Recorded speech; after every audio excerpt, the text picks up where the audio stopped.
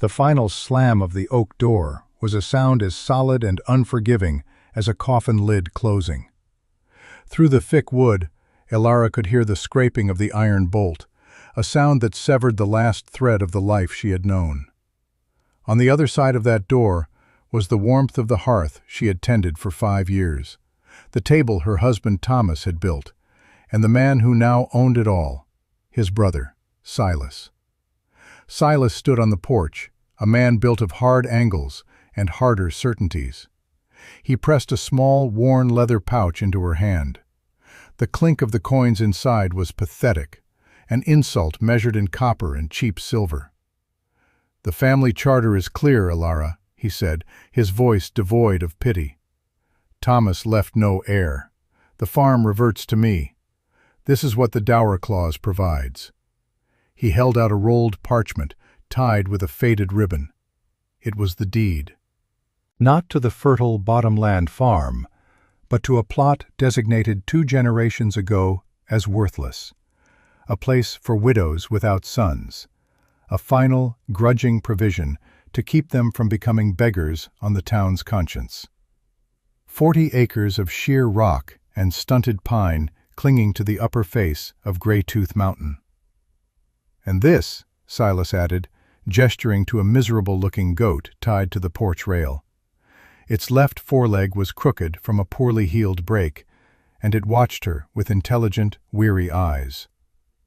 "She's old, but she still gives a little milk.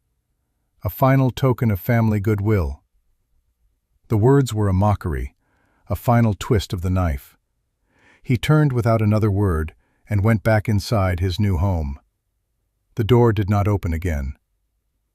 Elara stood alone on the packed dirt of the yard. The women of Providence Gulch watched from their windows. They had attended Thomas's funeral just 3 days prior, their faces masks of solemn sympathy. Now, they were merely spectators to her undoing. She was 24 years old, a widow, and now an exile. Her worldly possessions consisted of the clothes on her back, $27 in coin, a deed to a pile of rocks, and 1 lame goat. She did not weep. The cold shock of the injustice had frozen her tears. Instead, a quiet, cold resolve began to form in the pit of her stomach. She would not beg. She would not flee east to the crowded cities and a life of servitude.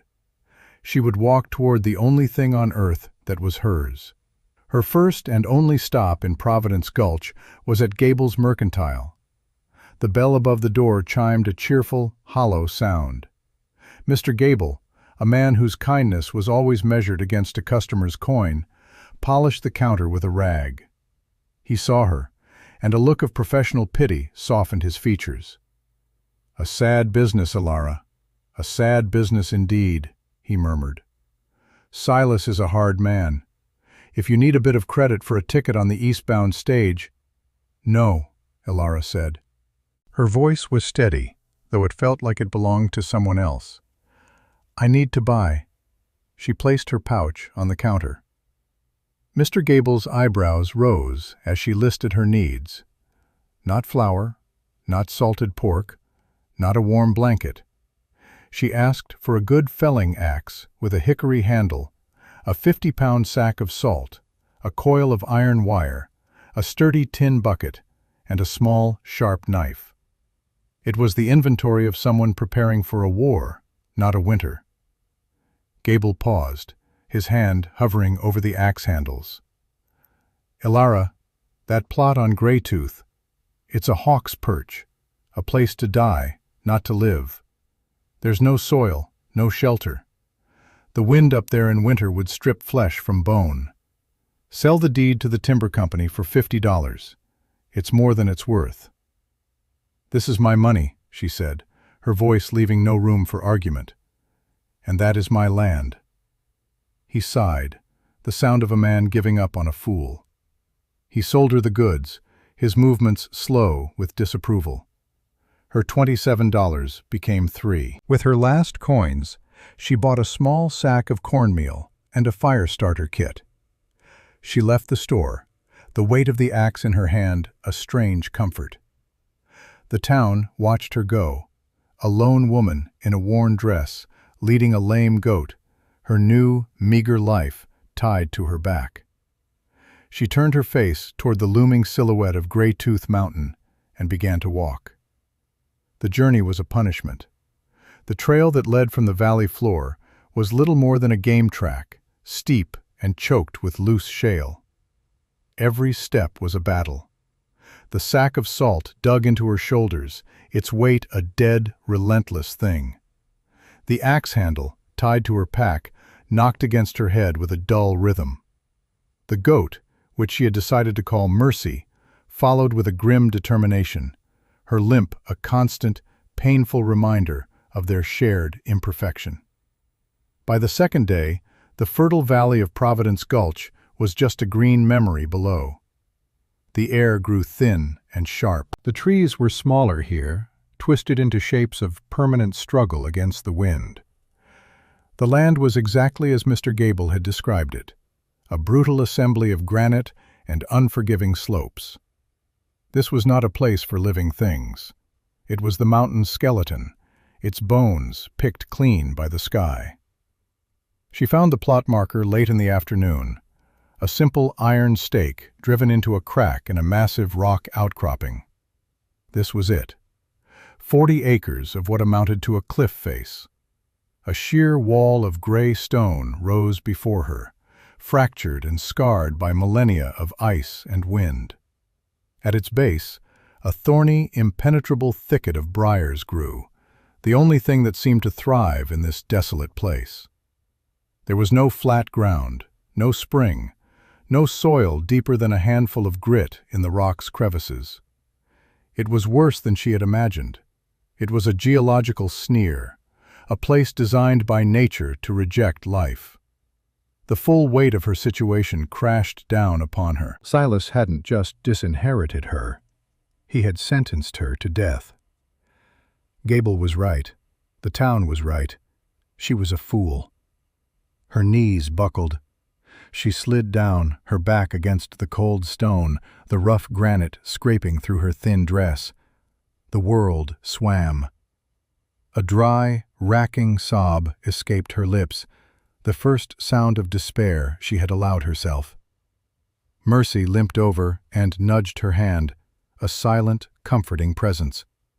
Ilara buried her face in the goat's coarse, warm fur, and for a moment she gave in to the hopelessness. The mountain was her tombstone, and she had carried her own tools to carve the epitaph. She sat there for what felt like an hour, the cold of the rock seeping into her bones, a chilling preview of the winter to come.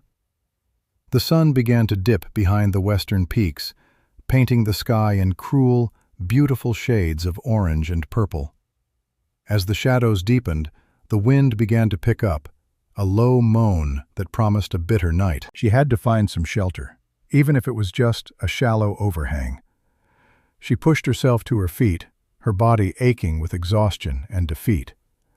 As she leaned against the rock face to steady herself, pressing her cheek to the stone, she felt it. A faint, almost imperceptible current of air. It was cool, but not with the biting cold of the wind. It was a still, cellar-cold air, and it carried with it the scent of damp earth and deep stone. Her head snapped up. Her eyes traced the rock, searching. The draft was coming from the base of the cliff, from somewhere within the thicket of thorns. A flicker of something that was not quite hope, but a fierce, desperate curiosity ignited within her. Using the blade of her new axe, she began to hack at the briars. The thorns tore at her hands and arms, drawing blood, but she barely felt it. She worked with a frantic energy, tearing and chopping, pulling away the snarled mess of woody vines. After an hour of brutal work, she had cleared a small area, and there, hidden behind the curtain of thorns, was a fissure in the rock. It was a dark, narrow crack, no wider than her shoulders. The cool, damp air flowed from it in a steady, silent breath. She lit a sliver of tinder, cupping the tiny flame against the draft.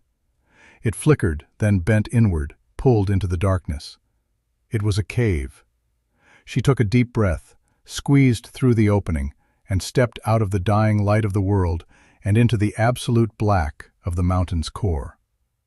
The air was instantly still. The sound of the wind vanished, replaced by a profound silence broken only by a rhythmic, echoing drip. She struck her fire starter and lit a larger piece of wood, holding the makeshift torch aloft. The flame pushed back the darkness, and what it revealed made her gasp. It was not a small hollow. It was the entrance to a vast, branching cavern. The walls were smooth, sculpted by ancient water, and slick with moisture. And there, in the center of the chamber, was the source of the sound. A steady drip of crystal-clear water, falling from a crack in the ceiling into a natural stone basin. A spring, a year-round source of clean water, sheltered from the elements. But it was the air itself that was the true miracle. It was cold. Not the freezing cold of the coming winter, but a constant, unwavering chill, like a root cellar in autumn. It was the kind of cold that preserves. Her grandmother, a woman from the old country, had been a cheesemaker. She had taught Alara the art, the patience, the science of it. She had always said the most important ingredient was not the milk or the salt, but the cave. "You need the steady cold, the damp air," she would say. "That is where the magic happens. That is where milk learns to sleep and dream of becoming cheese." This was that place. This worthless, vertical rock face was not a wall. It was a door. And behind it lay a cellar, a pantry, a fortress, built by the mountain itself. Despair vanished, burned away by a ferocious, brilliant fire of purpose. The town was wrong. Silas was wrong. This was not her tomb. It was her beginning.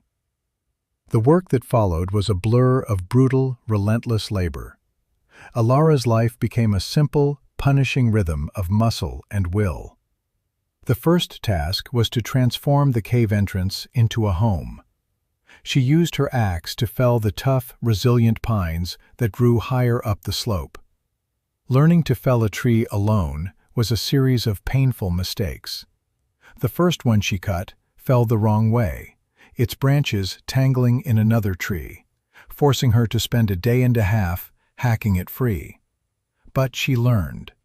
She learned to read the lean of the trunk, to cut the wedge just so, to use gravity as her ally.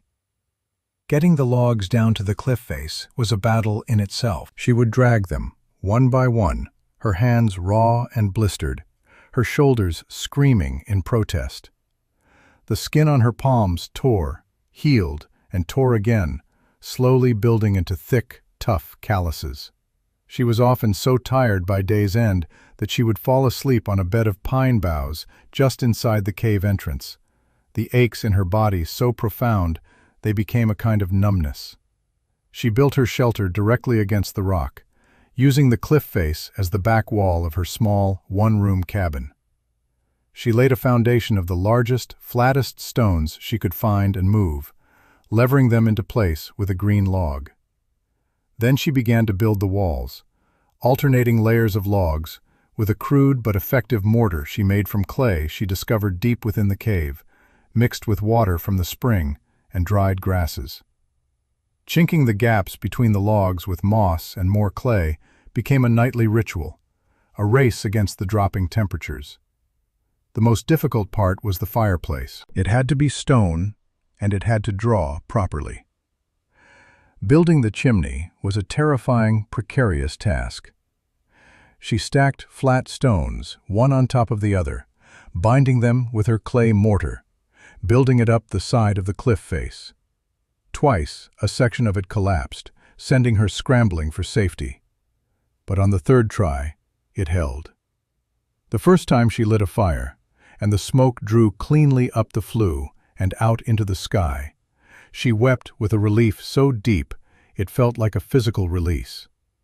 That night, for the first time, she slept in true warmth, the firelight dancing on her rough-hewn walls, the stone at her back radiating a gentle heat. Her systems grew from necessity. The spring in the cave was her lifeblood. She spent a week chipping away at the rock around the natural basin, deepening it, and then lining it with a thick layer of the same clay she used for her mortar. She created a small, clean cistern that held a constant supply of fresh water, for herself and for Mercy. The goat was her constant companion. The animal's quiet presence was a balm against the crushing solitude. Elara built a pen for her in the first chamber of the cave, just inside the cabin door, using scavenged wood and iron wire. Here, Mercy was safe from wolves and the biting wind, her body heat adding to the warmth of the small space. The goat, once a symbol of her humiliation, had become the heart of her new life. After 2 months of ceaseless toil, the first snows dusted the high peaks. Her shelter was crude, but it was solid. She had a home. But it was not enough. She had a vision now, born in the cold, damp air of the deep cave. A vision of shelves lined with golden wheels of cheese. To realize it, she needed more than one lame goat.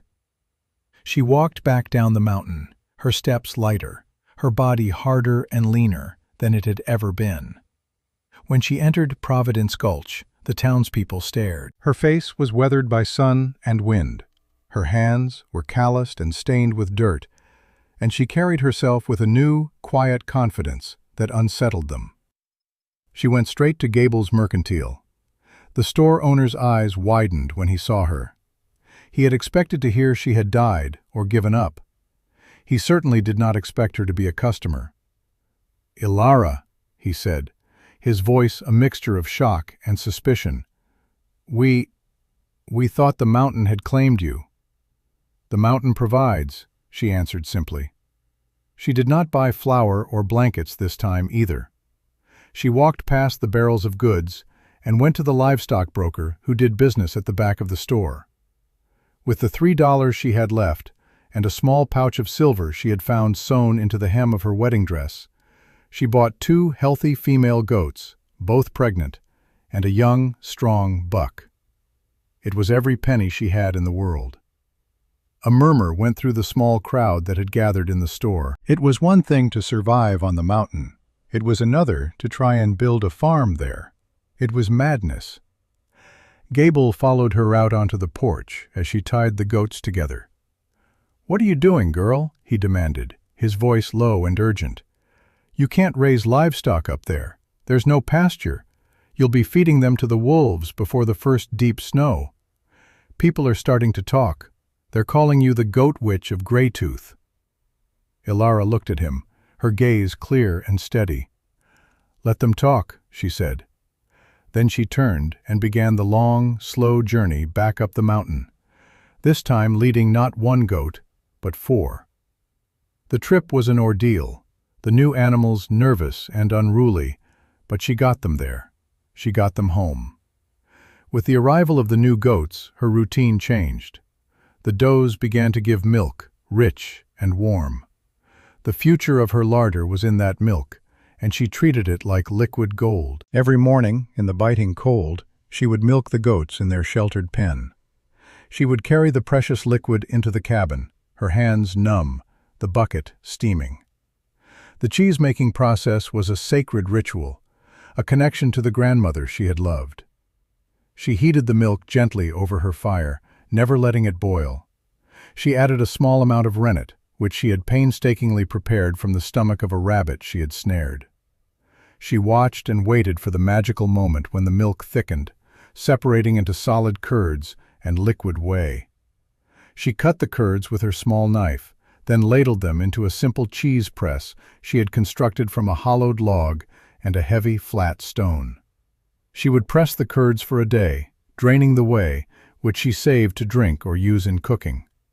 Finally, she would unmold a pale, soft wheel of fresh cheese. The last step was the most crucial. She would rub each wheel with salt from her dwindling sack, then carry it like a newborn child into the deep, cold darkness of the cave. Deep inside the mountain, far from her small cabin, she had found a perfectly sized cavern. Here, she had built rough shelves from split pine logs. She placed the first wheel of cheese on a shelf. It looked small and lonely in the vast, silent dark, but it was a start. It was a promise. Every few days, another wheel joined it, then another. Slowly, painstakingly, she was turning milk and salt and labor into survival. She was building a treasury of food, a defense against the starvation that winter promised. The town's mockery was a distant noise, like the wind whining around the corners of her cabin. The nickname, the Goat Witch of Greytooth, had stuck. Children would sometimes dare each other to climb partway up the mountain trail, hoping to catch a glimpse of the strange woman who lived on the rock face. They never saw more than a curl of smoke from her chimney. Silas, her brother-in-law, made one trip up the mountain. He rode his fine horse as far as the trail would allow and walked the rest of the way. He stood before her small, sturdy home, his face a mask of disbelief and contempt. Her goatherd, now larger with the birth of several kids, bleated from their pen. "Well, well," he said, a cruel smirk on his face. "The queen in her castle of stone and mud.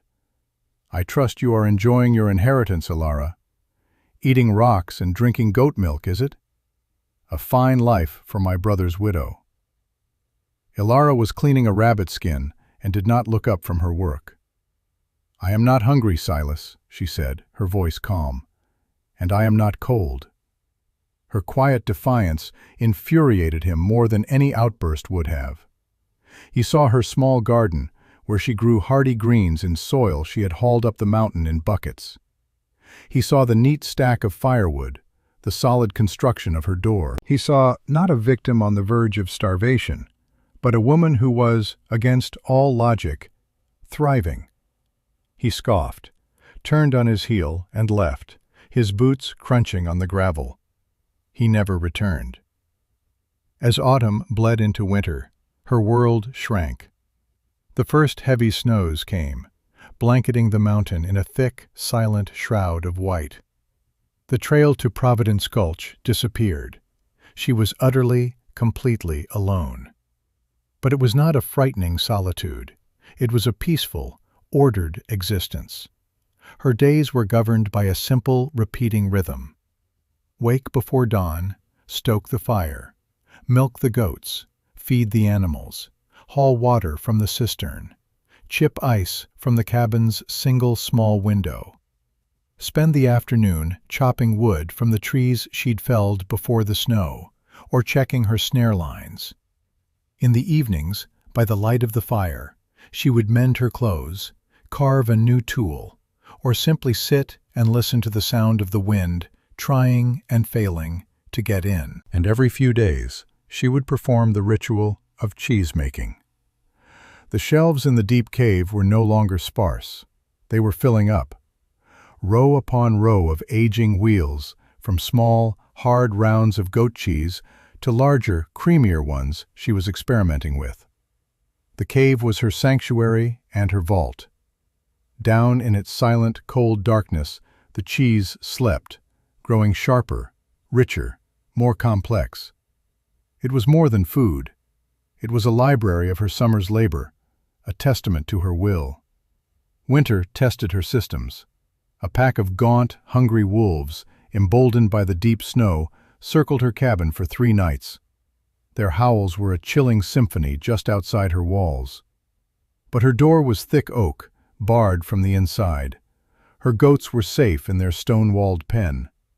The wolves, finding no purchase and no weakness, eventually moved on. Later, a minor avalanche of snow and rock slid down the cliff face, burying her door. It took her an entire day of furious, desperate digging with a makeshift shovel to clear it, her muscles burning, her lungs gasping in the thin, cold air. But her shelter held, her systems worked. She was the sovereign of her small, stone-bound kingdom. That was the winter of '83. It arrived not as a storm, but as a presence. The cold came down from the north like a sheet of blue steel, and settled over the mountains. It was a cold that was active, malevolent. It was not just the absence of heat. It was a force. The temperature dropped and stayed there, week after agonizing week. The sun was a pale, useless wafer in the sky, offering light but no warmth. In Providence Gulch, the great cold was a catastrophe. The town was built on the assumption of normal winters, of predictable hardships. This was something else entirely. The creek froze solid, not just on the surface, but all the way to its gravelly bed, cutting off the town's main source of water. They were forced to melt snow, a labor-intensive process that consumed precious firewood at an alarming rate. The root cellars, the pride of every household, failed. The frost, which normally penetrated the ground by a foot or two, sank deeper, like a spear thrust into the earth.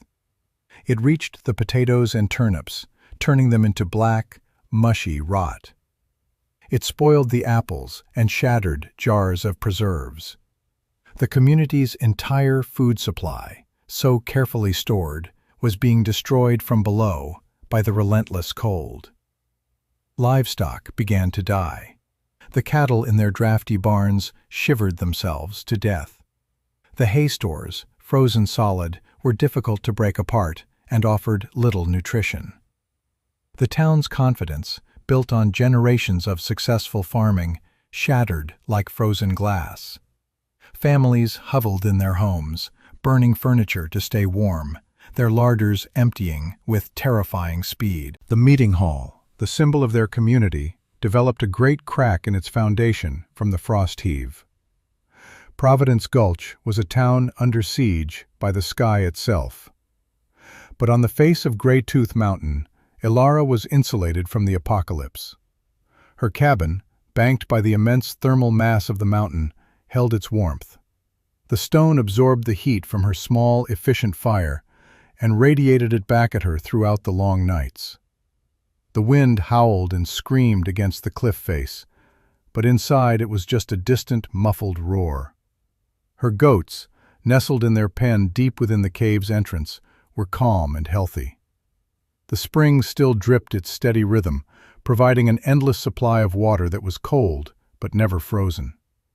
And in the deep cellar, hundreds of feet inside the mountain, the temperature remained a constant, unwavering 45 degrees. The wheels of cheese lay on their shelves, untouched by the frost, their rich, concentrated calories perfectly preserved. She was not fighting the cold.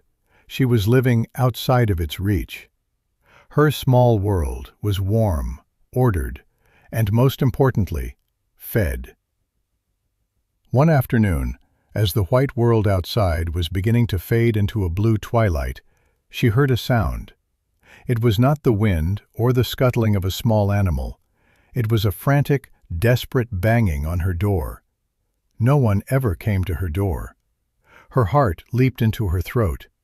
She grabbed the heavy iron poker from the hearth and cautiously slid the bar free. When she opened the door a crack, a man fell forward into the room, collapsing in a heap on her floor. He was covered in snow, his face a mask of ice and frostbite, his clothes thin and ragged. It took her a moment to recognize him. It was Mr. Gable, the owner of the mercantile. He was gaunt, his eyes wild with desperation and exhaustion. He had crawled the last 100 yards. He pushed himself up onto his elbows, his breath coming in ragged, steaming gasps. "Help," he croaked, his voice raw. "Please, the town. We're starving. My wife, my children. We've eaten nothing but thin broth for a week. There's nothing left." Cellar stood over him, the poker still gripped in her hand. This was the man who had called her a fool, the man who had sold her the tools for her exile with a pitying shake of his head. This was the voice of the town that had cast her out, that had invented a cruel name for her, that had watched her walk up this mountain certain of her death. A bitter, cold satisfaction threatened to rise within her. The desire to say, "You were wrong," To shut the door and leave him to the cold he so richly deserved was a powerful, ugly thing. But then she looked at his frost-bitten hands, the desperation in his eyes, and she thought of his children, who were guilty of nothing. She looked at her warm hearth, at the small sack of cornmeal by the fire, at the sturdy door that led to the mountain's heart. She had built this place not just for her own survival, but because it was the right thing to build. Her grandmother had taught her to make cheese, but her mother had taught her to be human. The moral choice was no choice at all. She put down the poker. She bolted the door against the cold, then helped the shivering man to a stool by the fire. She gave him a dipper of warm goat's milk, and he drank it so greedily he choked.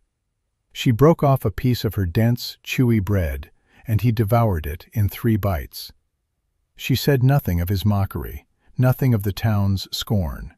There was no room for pride in the face of such suffering.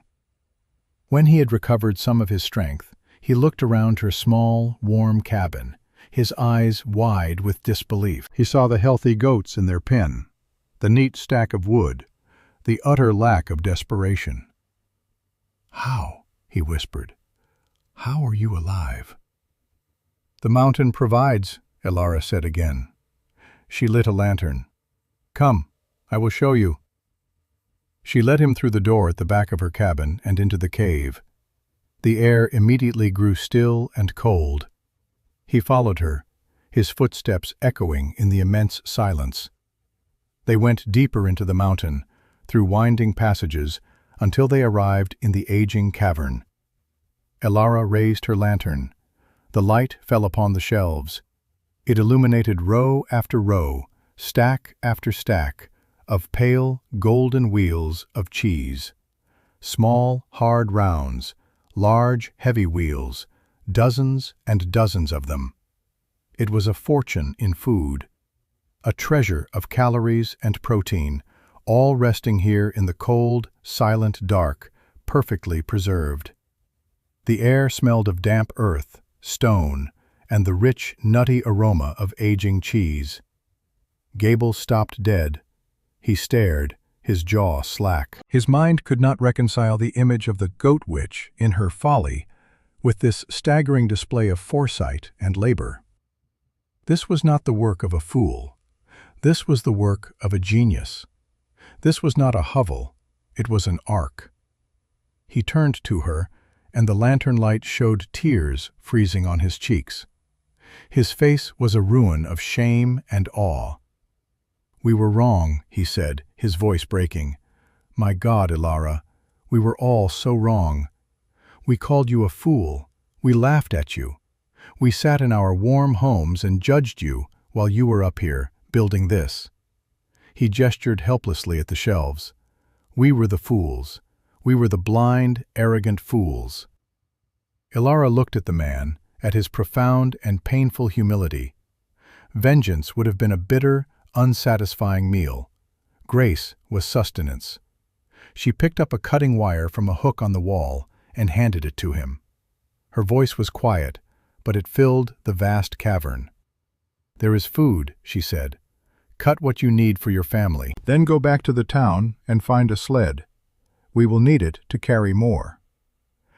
The arrival of Mr. Gable in Providence Gulch, with a sled piled high with cheese, was a moment that would become legend.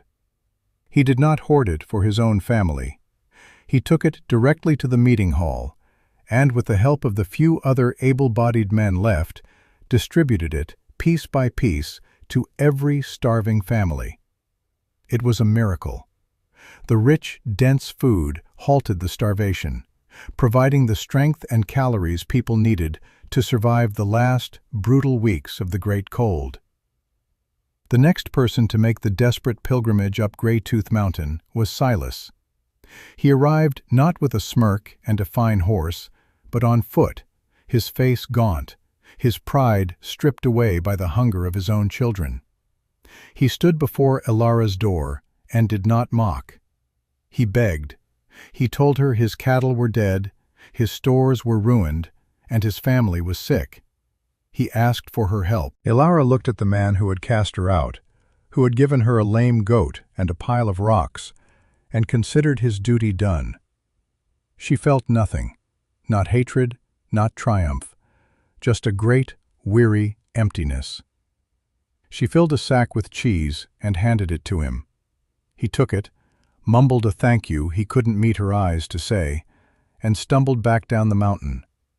The debt between them was not settled, but it had become irrelevant. When the great cold finally broke and spring returned to the valley, the world was changed. The people of Providence Gulch looked up at Grey-Tooth Mountain not with fear or scorn, but with a deep and abiding reverence. They no longer called her the Goat Witch. They called her the Provider, or, more simply, the Woman of the Mountain. They came to her, not to beg, but to learn. They climbed the trail to her small cabin and saw the elegant simplicity of her systems. They saw how the mountain itself was her partner, its thermal mass a shield against the worst of the winter. They saw her healthy goats, her small but productive garden, and the incredible bounty stored in her cheese cave. Her methods, born of desperation and ingenuity, became the new wisdom of the valley. Farmers began to dig their own cellars deep into the hillsides, creating spaces that mimicked the stable temperature and humidity of her cave. The community invested in a shared herd of goats, recognizing their resilience compared to the more fragile cattle. Cheesemaking, once an old-world craft known by a few grandmothers, became a cornerstone of their economy and their plan for survival. The town that had nearly been wiped out by one bad winter rebuilt itself on a foundation of her knowledge. Providence Gulch learned the hard way that true security lies not in abundance, but in resilience. Years passed. Cellar remained on the mountain. Her home grew, but it remained simple. Her herd expanded. The shelves in her cave were always full. She traded her cheese for things she could not make: good steel tools, cloth, books. She never lorded her success over the townspeople, never once mentioned the winter of '83. She did not have to. It was carved into their collective memory. She stood at the mouth of her cave one evening, watching the sun set over the distant peaks. The air was cool and carried the scent of pine and damp earth. Mercy, the old lame goat, who had been her first and most loyal companion, had died peacefully years ago, but her descendants grazed peacefully on the tough mountain grasses nearby. Cellar had built more than a farm, more than a home. She had taken a place of absolute worthlessness and, through labor and wisdom, had transformed it into a source of life and legacy. She had been given a rock, and from it she had carved a future, proving that the most valuable resources are not found in the soil or in the bank, but in the quiet, unyielding strength of a human heart that refuses to be broken.